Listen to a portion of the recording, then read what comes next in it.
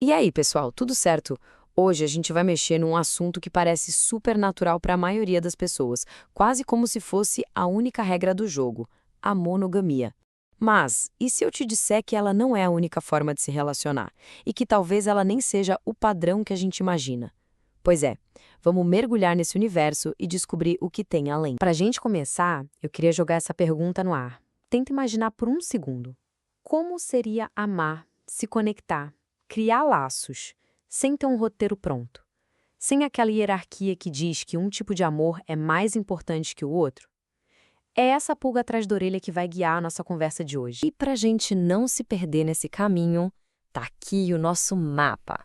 A gente começa entendendo por que a monogamia é essa norma meio invisível. Depois, vamos aprender umas palavras novas para expandir nosso vocabulário dos afetos.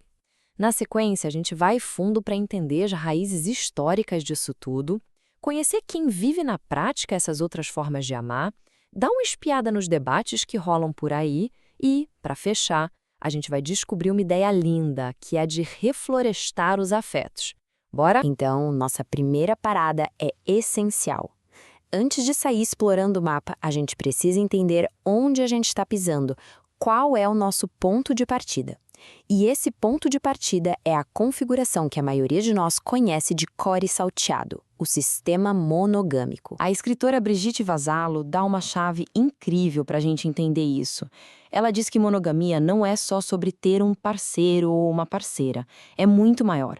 É um sistema, sabe? Uma estrutura que organiza a nossa vida, nossos sentimentos e que basicamente dita as regras do que a gente chama de vida pessoal. Seguindo em frente, a gente precisa de novas ferramentas. Para falar do que existe para lá da monogamia, a gente precisa de palavras novas. É quase como aprender uma língua diferente, uma que dá nome a outras formas de sentir e de se relacionar. Bom, o primeiro termo e o mais importante é não monogamia. Pensa nele como um grande guarda-chuva. Embaixo dele cabe toda a forma de se relacionar que não segue à risca a regra da exclusividade, seja ela sexual ou romântica. É o nosso ponto de partida. E o legal é ver o que tem debaixo desse guarda-chuva. O relacionamento aberto, por exemplo, geralmente foca na liberdade sexual, mas mantém um acordo de exclusividade romântica com o parceiro principal. Já o poliamor, o não já entrega, né? É sobre a possibilidade de amar e se relacionar romanticamente com mais de uma pessoa ao mesmo tempo, com todo mundo sabendo e concordando. E aí tem a anarquia relacional, que vai num outro nível. Ela questiona a própria ideia de que um namoro tem que ser mais importante que uma amizade incrível. Mas um ponto super importante. Esses rótulos não são caixinhas para prender ninguém. Eles são um começo de conversa, uma ferramenta para ajudar a gente a se entender. O que importa de verdade não é o nome que você dá, mas sim a comunicação, o papo reto, os acordos claros sobre como cada um quer e pode viver seus afetos. Beleza, agora que a gente já tem o vocabulário, vamos para a terceira parte. E aqui a coisa fica mais séria. A gente vai entender que a monogamia, ser a norma, não é coincidência, nem evolução natural da espécie. Foi um projeto. E um projeto com um objetivo bem claro. A pensadora indígena Jenny Nunes usa uma metáfora que é um soco no estômago, de tão boa. Ela fala que o projeto colonial impôs várias monoculturas. Um só jeito de crer, o monoteísmo. Um só jeito de desejar, a monossexualidade. E um só jeito de amar, a monogamia.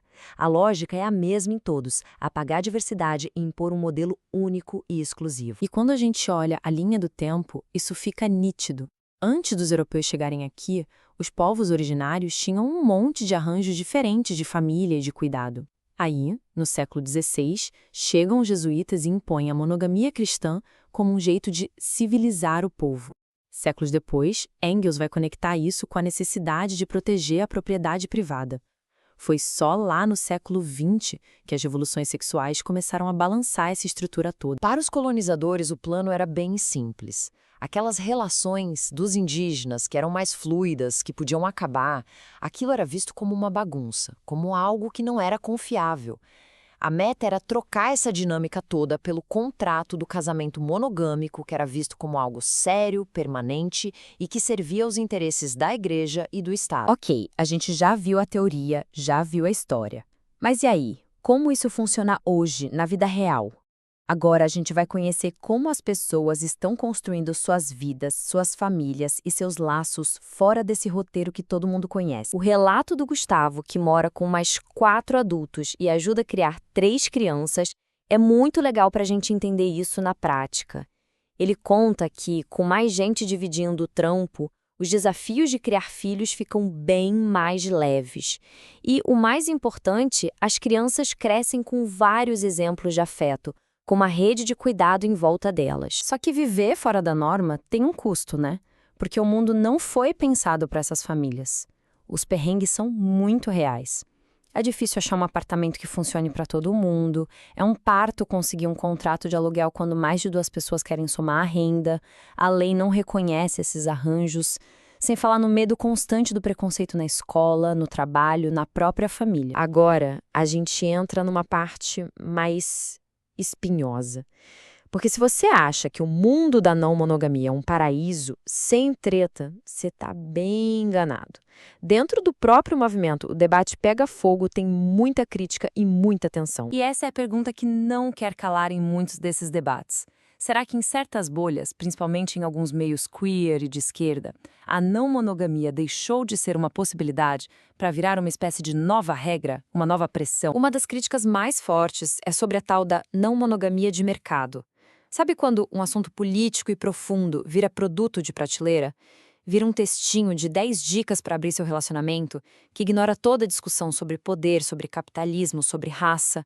Vira só um item de consumo para melhorar a sua vida individual? E, para a gente ter uma visão mais completa, é muito importante ouvir vozes como essa aqui de um post no Reddit. É um desabafo de uma pessoa queer que se sente pressionada a ser não monogâmica para se encaixar. Isso mostra um paradoxo maluco. Às vezes, a busca por liberdade pode acabar criando novas caixinhas, novas pressões. E assim, a gente chega na nossa última parte, onde a gente vai tentar juntar todas essas pontas e olhar para o futuro com uma imagem bem poderosa na cabeça. Para amarrar tudo isso, a Geni Nunes, de novo ela, propõe essa ideia de um reflorestamento emocional. Cara, a imagem é linda demais. Em vez da monocultura, daquele campo enorme com uma planta só, a gente pensaria numa floresta, cheia de plantas diferentes, de bichos, de vida, tudo conectado. É sobre isso. É sobre cultivar vários tipos de amor, de cuidado, de conexão, todos crescendo juntos. E para fechar, eu quero deixar essa provocação para você. A nossa cultura ensina a gente a construir um pedestal, né? E lá em cima, a gente coloca uma relação só, o amor, acima de todas as outras. Mas e se a gente mudasse essa arquitetura?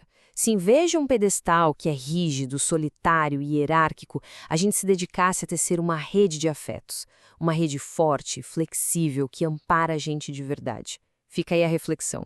Valeu por acompanhar o Explainer de hoje.